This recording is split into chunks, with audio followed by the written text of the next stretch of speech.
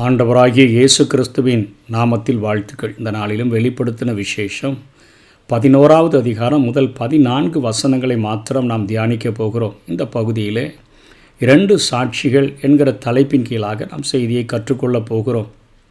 6வது எக்காலம் ஊதின பின்பு காணப்பட்ட அந்த இடைவேளையானது இந்த 7வது எக்காலம் ஊதப்படுகிறதற்கு முன்பாக நடந்து கொண்டிருக்கிறதே அந்த காரியம்தான் இங்கே தொடர்ந்து காணப்படுகிறதை நாம் பார்க்கிறோம். 7வது எக்காலம் ஊதப்படுகிறதற்கு முன்பாக மகா உபத்திரவ நாட்களிலே என்ன நடக்கிறது என்கிற வெளிப்பாடுகளை இங்கே யோவான் வெளிப்படுத்தி எழுதி வைக்கிறதை பார்க்கிறோம்.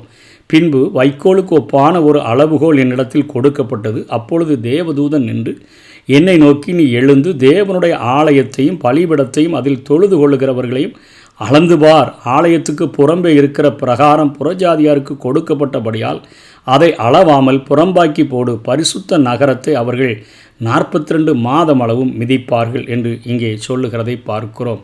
ஆண்டவராகிய இயேசு கிறிஸ்து மரித்து அடக்கம் பண்ணப்பட்டு உயிர் தெழுந்த பின்பு இந்த ஆலயமானது கிபி 70 அழிக்கப்பட்டதே.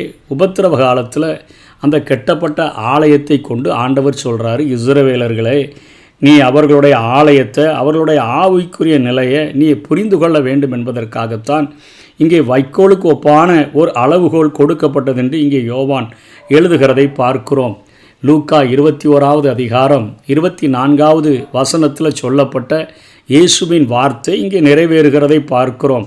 ஆலயத்துக்கு புறம்பே இருக்கிற பிரகாரம் புறஜாதியாருக்கு கொடுக்கப்பட்டபடியால் அதை அளவாமல் புறம்பாக்கி போடு. பரிசுத்த நகரத்தை அவர்கள் 42 மாதம் அளவு மிதிப்பார்கள். லூக்கா 21-24 பட்டய கருக்கினாலே விழுவார்கள், சகல புறஜாதிகளுக்குள்ளும் சிறைப்பட்டு போவார்கள். இஸ்ரவேலரை குறித்து ஆண்டவர் சொல்லுகிறார். புறஜாதியாரின் காலம் நிறைவேறும் வரைக்கும் எருசலேம் புறஜாதியாரால் மிதிக்கப்படும் என்று சொல்லி பார்க்கிறோம். 42 மாதங்கள், அதாவது காலம், ஒரு காலமும் காலங்களும் அரைக்காலமும் என்று சொல்லப்படுகிறதை 1260 நாட்கள் அல்லது 3½ ஆண்டுகளை மகா உபத்திரவ காலம் இந்த பூமியிலே நடக்குமே அந்த நாட்களை குறிக்கக்கூடியதாக இருக்கிறது. எருசலேம் புறஜாதியாரினுடைய கண்ட்ரோலில் இருக்கும். அவர்கள் அதை மிதிப்பார்கள். பரிசுத்த ஆலயத்தை சத்துருவானவன் தீட்டுப்படுத்துவான் என்கிற காரியத்தை இங்கே ஆண்டவர் சொல்லி கொடுத்திருக்கிறதை பார்க்கிறோம். என்னுடைய 2 சாட்சிகளும் அவர்கள் 2 வஸ்திரம் முடித்து கொண்டவர்களாய் 1260 நாளளவும் தீர்க்க தரிசனம் சொல்லும்படி அவர்களுக்கு அதிகாரம் கொடுப்பேன் என்று சொல்லி அந்த நாட்களிலே ஊழியம் செய்யும்படியாக இதை குறித்து அநேக கருத்துக்கள் காணப்படுகின்றன. எலியாவும் ஏனோக்கும் இறங்கி வருவார்கள். அவர்கள்தான் சரீரத்தோடு கூட பரலோகத்திற்கு எடுத்துக்கொள்ளப்பட்டவர்கள். அவர்கள் வரலாம் என்று சொல்லுகிறார்கள். சிலர் சொல்லுகிறார்கள் மோசேயும் எலியாவுமாக இது இருக்கக்கூடும். அதாவது அவர்கள் செய்கிற அந்த அற்புத அடையாளங்களை கொண்டு மோசே செய்த காரியங்களும் எலியா செய்த காரியங்களும் இந்த ஊழியத்திலே காணப்படுகிறபடியினாலே, மறுரூப மலையிலேயும் மோசேயும் எலியாவும் ஆண்டவரை சந்தித்தபடியினாலே அவர்களாக இருக்கக்கூடும் என்கிற கருத்துக்கள் நிலவுகின்றன. அது யாரோ என்பதை அது நடக்கும்போது நாம் புரிந்து கொள்ள முடியும். பூலோகத்தில் ஆண்டவருக்கு முன்பாக நிற்கிற 2 ஒலிவ மரங்களும் 2 விளக்கு தண்டுகளும் இவர்களே என்று சொல்லி பார்க்கிறோம். என்னுடைய 2 சாட்சிகள் சுவிசேஷத்தை பிரசங்கிக்கவும் எதிர்காலத்தை குறித்து அறிவிக்கவும் அந்த நாட்களிலும் ஊழியம் இங்கே நடைபெறுகிறது. 2 சாட்சிகளை தேவன் அனுப்புகிறார். அவர்களுக்கு இயற்கையின் மேலே வல்லமை உண்டு என்பதை 5வது வசனமும் 6வது வசனமும் சொல்லுகிறது. 2 ஒலிவ மரங்கள், 2 விளக்குத்தண்டுகள் என்று சொல்லப்பட்டிருக்கிற காரியங்களை எல்லாம் நாம் சகரியா புத்தகத்திலே 4வது அதிகாரம் 2ஆம் வசனத்திலிருந்து 14வது வசனம் வரையிலும் பார்க்க முடியுது. அதாவது இவர்கள் பரிசுத்த ஆவியினுடைய வல்லமையை பெற்று உலகத்திற்கு ஒளியையும் தேவ சத்தியத்தையும் போதிக்கிறவர்களாக இவர்கள் காணப்படுவார்கள். ஆகவே தான் விளக்கு தண்டுகளுக்கும் ஒலிவ மரங்களுக்கும் அபிஷேகத்தை நிறைவாய் பெற்றவர்கள். இவர்கள் வெளிச்சத்தை கொடுக்கும்படியாக வந்தவர்கள் என்பதை காட்டும் வண்ணமாக இந்த வார்த்தைகளை இங்கே ஆவியானவர் பயன்படுத்தி இருக்கிறார். ஒருவன் அவர்களை சேதப்படுத்த மனதாயிருந்தால் அவர்களுடைய வாயிலிருந்து அக்கினி புறப்பட்டு அவர்களுடைய சத்துருக்களை பட்சிக்கும் என்று இங்கே பார்க்கிறோம். அதாவது அந்த ஊழியங்கள் அவர்களுடைய நாட்களிலே அவர்களை கொண்டு ஆண்டவர் செய்ய வேண்டும் என்று நினைத்திருக்கிற அந்த காரியங்களை செய்கிற வரையிலும் ஒருவனும் அவர்களை அழிக்க முடியாது.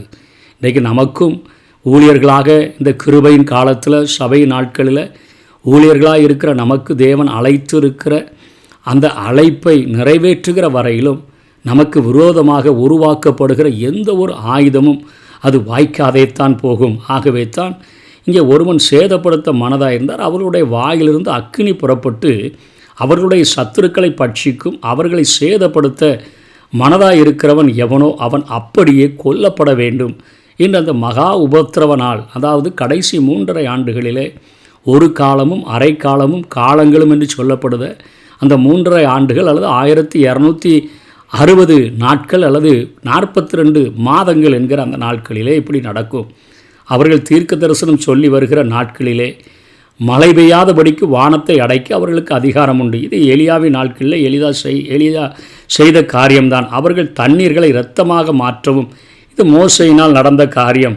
தங்களுக்கு வேண்டும் போதெல்லாம் பூமியை சகலவித வாதைகளாலும் வாதிக்கவும் அவர்களுக்கு அதிகாரம் உண்டு. மோசே எகிப்து தேசத்தில் சகல வாதைகளினாலும் அங்கே ஆண்டவருடைய வல்லமையை கொண்டு வாதித்தாரே. ஆகவே இது மோசேயும் எளியவாகத்தான் இருக்க வேண்டும் என்று வாதிடுகிறார்கள். மறுரூப மலையிலும் அவர்கள்தான் ஆண்டவராகிய இயேசு கிறிஸ்துவை சந்தித்தார்கள் என்கிற காரியங்கள் கருத்துக்கள் காணப்படுகின்றன.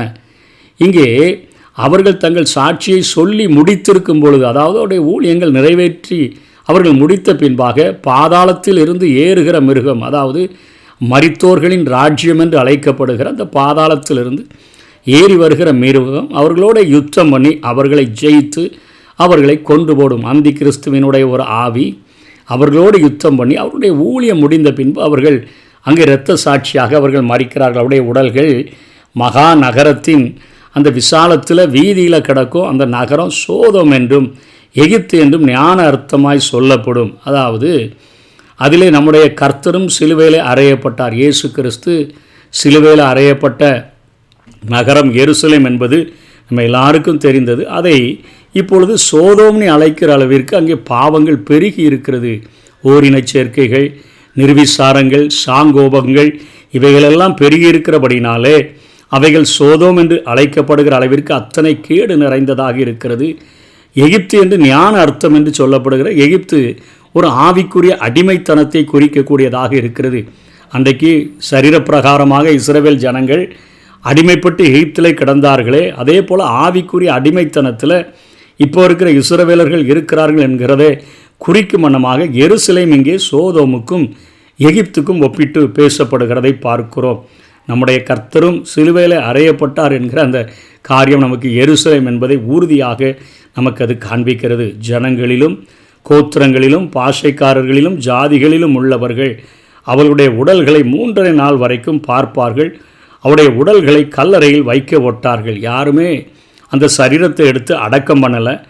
அந்த நூற்றாண்டில் உலகத்தில் உள்ள எல்லாரும் பார்க்க முடியாது. இன்றைக்கு நமக்கு வீடுகளில் எல்லாருடைய வீடுகளிலும் டிவிகள், இன்றைக்கு கைபேசி எல்லாம் இருக்கிறபடினால, இன்றைக்கு விஞ்ஞானம் வளர்ந்து விட்டபடினால எந்த ஒரு மூலையில் நடக்கிற காரியத்தையும் நம்ம வீட்டுக்குள்ளே இருந்தே பார்க்க முடியும். அதை யோவான் அவருடைய நாட்களிலே அவர் எழுதி வைத்திருக்கிறதை பார்க்கிறோம். அவ்விரண்டு தீர்க்கதரிசிகளும் பூமியின் குடிகளை வேதனைப்படுத்தினபடியால் அவர்கள் நிமித்தம் பூமியின் குடியிருக்கிறவர்கள் சந்தோஷப்பட்டு களி கூர்ந்து ஒருவருக்கொருவர் வெகுமதிகளை அனுப்புவாங்க. எப்பா, நம்மளை இத்தனையாய் கொடுமைப்படுத்தினாங்களே, வாதைகளினால் வாதித்தாங்களே, சுவிசேஷத்தை நம்ம எதிர்த்து நிற்கும் பொழுது அக்னி அனுப்பி நம்மளை அழிச்சாங்களே அப்படின்னு சொல்லி இன்றைக்கு எப்படி கீழ்ப்படியாத ஆண்டவருடைய சுவிசேஷத்துக்கு விரோதமான ஜனங்கள் இருக்கிறார்களோ அதே போல் மகா உபத்திரவ காலத்திலையும் அப்படிப்பட்ட ஜனங்கள் இருப்பார்கள்.